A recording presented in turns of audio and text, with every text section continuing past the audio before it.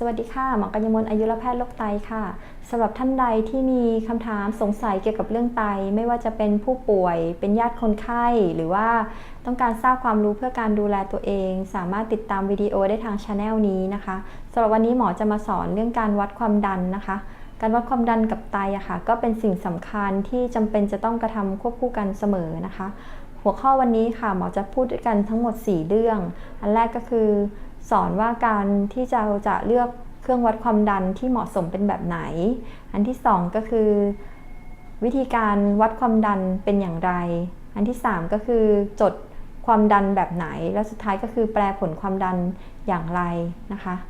อันแรกเนี่ยก็คือพูดถึงการเลือกเครื่องวัดความดันเป็นแบบไหนเครื่องวัดความดันก็จะมี2แบบก็คือเป็น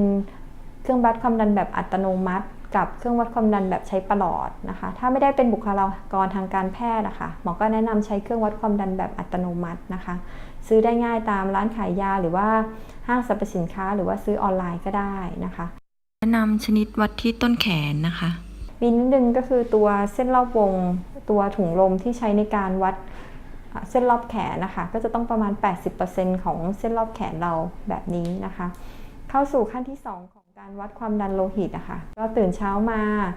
เข้าห้องน้ำนะคะปัสสาวะให้เรียบร้อยอย่าเพิ่งทานชาหรือกาแฟก็มานั่งพักเก้าอี้ให้ผ่อนคลายสบายดีอย่างนี้นะคะอย่าเพิ่ง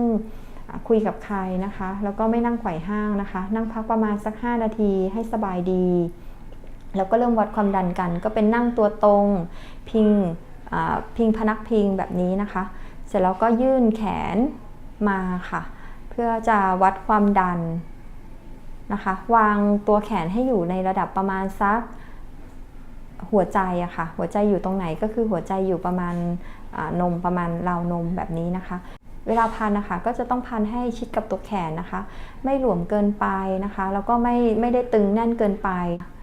แล้วก็พอวัดความดันเสร็จปั๊บก็จะต้องจดความดันมาให้หมอดูค่ะวิธีการจดความดันนะคะก็แนะนำจดใส่กระดาษไม่ให้ใช้จำนะคะเพราะว่าเราจำไม่ไหวอะค่ะความดันมันมีหลายค่ามากกว่าที่จะไปหาหมอแต่ละครั้งก็ใช้ระยะเวลาเป็นเดือนก็แนะนำให้จดความดันใส่กระดาษนะคะจดตอนเช้า2ครั้งตอนเย็น2ครั้งแบบนี้นะคะจดความดันตัวบนความดันตัวล่างแล้วก็จดชีพจรนะคะจดทุกวันถ้าเกิดมีเหตุการณ์ที่สำคัญเข้ามาในชีวิตที่กระตุ้นให้อาจจะทำให้ความดันเราขึ้นอย่างเงี้ยค่ะก็ให้จดเพิ่มเติมมาให้หมอดูด้วยแบบนี้สำหรับความดันที่สูงเกิน